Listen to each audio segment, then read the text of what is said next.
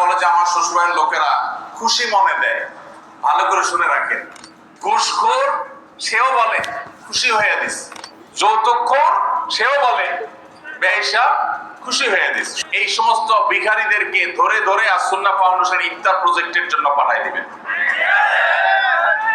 ভাইরা আমার, আমাদের সমাজে বহুল প্রচলিত বহুল প্রতিষ্ঠিত কুসংস্কারগুলোর মধ্যে থেকে একটি হলো এটি, মেয়ের বাবার বাড়ি থেকে রমজান আসলে ইফতারের বিভিন্ন আইটেমের জন্য ছেলে, ছেলের মা, ছেলের বাবা, ছেলের গোষ্ঠী, ছেলের বিভিন্ন মহিলারা ওই ফ্যামিলির তারা অপেক্ষায় থাকে।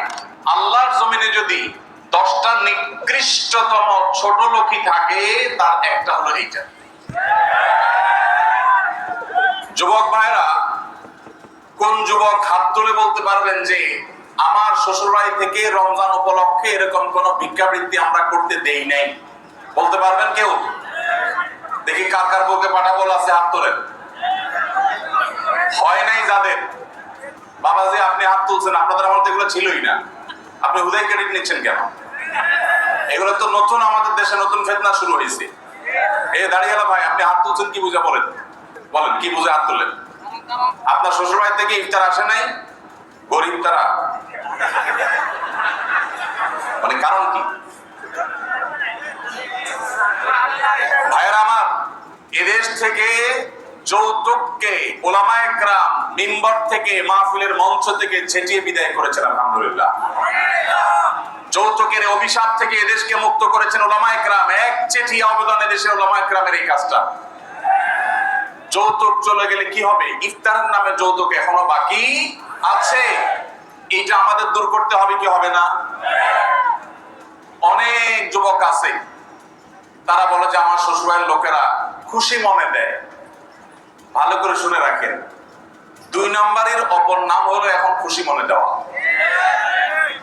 ঘুষখোর সেও বলে খুশি হয়ে দিস, যৌতুকখোর সেও বলে বেহিসাব খুশি হয়ে দিস। শুধু খুশি হয়ে না, জোর করেও দেয়। জোর করে দিবে না, কি করবে? তার মেয়েটার শান্তি দরকার। তার, আপনি যদি বাপের বেটা হয়ে থাকেন, মুসলমানের সন্তান হয়ে থাকেন, বিনয়ের সাথে শাশুড়িকে বলবেন, শ্বশুরকে বলবেন কোনো কিচ্ছু আমার এখানে পাঠাবেন না, পাঠালে আমি মনে কষ্ট পাবো, উল্টা পারলে আমি দিব।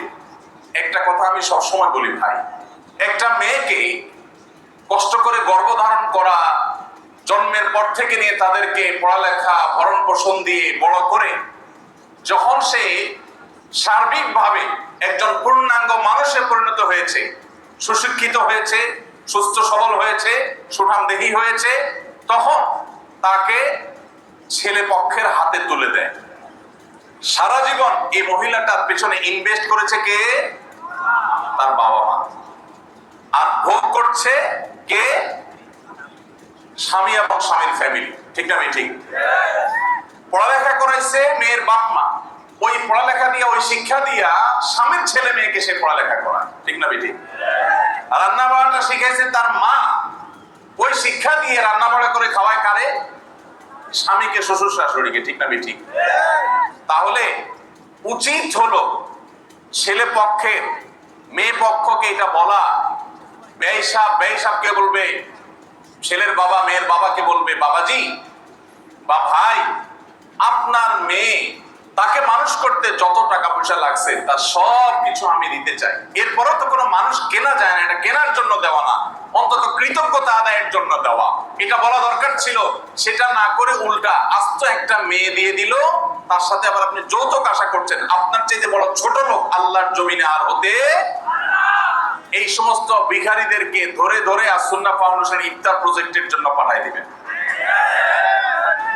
আপনাদের এই মাঠেও ইফতার বিতরণ হয়। যাদের শ্বশুর বাড়ি থেকে ইফতারের দরকার হয়, এদের সবাইকে আমাদের ওখানে পাঠাই দিবেন। কথা বুঝে আসছে? এখন এরপর থেকে হুদাই যায় আমাদের ওখানে সিরিয়াল ধরবে। সিরিয়াল ধরলে সবাই ইফতার পাবে।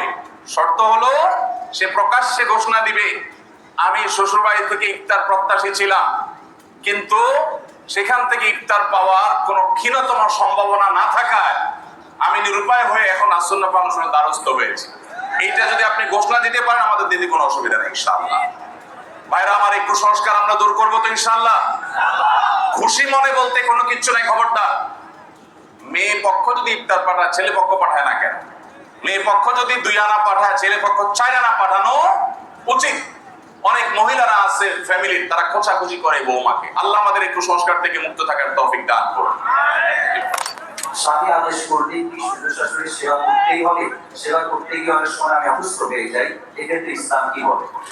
ভাইরা আমার, স্বামী যদি আদেশ করে যে আমার বাবা মার খেদমত কর, এখন বোনের প্রশ্ন হলো আমি অসুস্থ হয়ে গেলেও কি স্বামীর সে নির্দেশ মানতে হবে কিনা? উত্তর হলো না। যদি এই পর্যায়ের হয় যে আপনি শ্বশুর শাশুড়ির সেবা করতে গিয়ে আপনি সুস্থ না থাকেন, এই পর্যায়ের আপনার সেবার প্রশ্ন আসে, তো আপনি নিজেকে অসুস্থ করে ফেলে তারপরে শ্বশুর শাশুড়ির খেদমত করতে হবে, এত কঠিন নির্দেশ ইসলাম আপনাকে দেয় নাই। তবে এ জাতীয় ইস্যুতে আমি অনুরোধ করব, কোনো ভালো বিচক্ষণ বিদগ্ধ আলেমের কাছে দেখা করে উভয়ের পরিস্থিতি পর্যালোচনা করে অ্যাসেসমেন্ট করিয়ে তারপর সমাধান নেওয়ার চেষ্টা করবেন। কারণ এখানে আপনার কাছে যেটাকে মনে হচ্ছে বাড়াবাড়ি, আদতে সেটা খুব নরমাল বিষয় হতে পারে। এজন্য তৃতীয় পক্ষের কারোর সহযোগিতা নিলে সেটা সবচেয়ে ভালো হয়। এই প্রশ্নোত্তরের সংক্ষিপ্ত সেশনে আমরা অল্প কথা উত্তর দিয়ে গেলে আপনার ভুল বোঝার সম্ভাবনা আছে। সেজন্য কোনো দক্ষ আলেমের কাছে, বিচক্ষণ ইমাম সাহেবের কাছে গিয়ে দুজন মিলে তারপরে পুরো অবস্থা জানাবেন। শরীয়ত মৌলিকভাবে মেয়েদের জন্য শ্বশুর শাশুড়ির খেদমত করাকে ফরজ ওয়াজিব করে নাই, কিন্তু স্বামীর প্রতি তার যে শ্রদ্ধা ভালোবাসার দাবি আছে, সে দাবি থেকে যে স্বামীটা সারাদিন আমার সংসার সন্তানের উন্নতির জন্য কষ্ট করে, সেই স্বামীটা অগোচরে তার উপরে কর্তব্য তার বাপ মার সেবা করা। তিনি যেহেতু আমার কাজে গেছেন, আমি তার জন্য একটু হেল্প করলাম, তার হয়ে একটু কাজ করলাম। তাছাড়া মা বাবার মতো বয়সী মানুষ, তারা যখন আশেপাশে তাদের সেবা করার মানসিকতা থাকা দরকার। কিন্তু সেই সাথে এটাও ঠিক যে আমাদের সমাজে অনেক শ্বশুর শাশুড়ি আছে আস্ত জোয়ান তাগড়া সুস্থ সবল, এরপর সে আশা করে বসে থাকে বৌমা সব করে দিবে। এটা খুব বাজে একটা অভ্যাস। অনেক শ্বশুর শাশুড়ি আছে তারা মনে করে বৌমা ঘরে আসছে মানে হলো কাজের মেয়ে ঘরে আসছে, অতএব আমাদের এটা বাই ডিফল্ট পাওনা হয়ে গেছে। এটা খুবই বাজে একটা উদাহরণ। শ্বশুর শাশুড়িদেরও আল্লাহর কাছে বিচার আছে, তারা জুলুম করলে, সীমা লঙ্ঘন করলে তাদেরও দায় আল্লাহ তাআলার কাছে থাকবে। নিজের মেয়েটা, তাকে দিয়ে কোনো কাজ করায় না, আরেক ঘরের মেয়ে আসছে তাকে দিয়ে সারাদিন গাদা খাটনি করা, এটা জুলুম। অতএব জুলুমও করা যাবে না।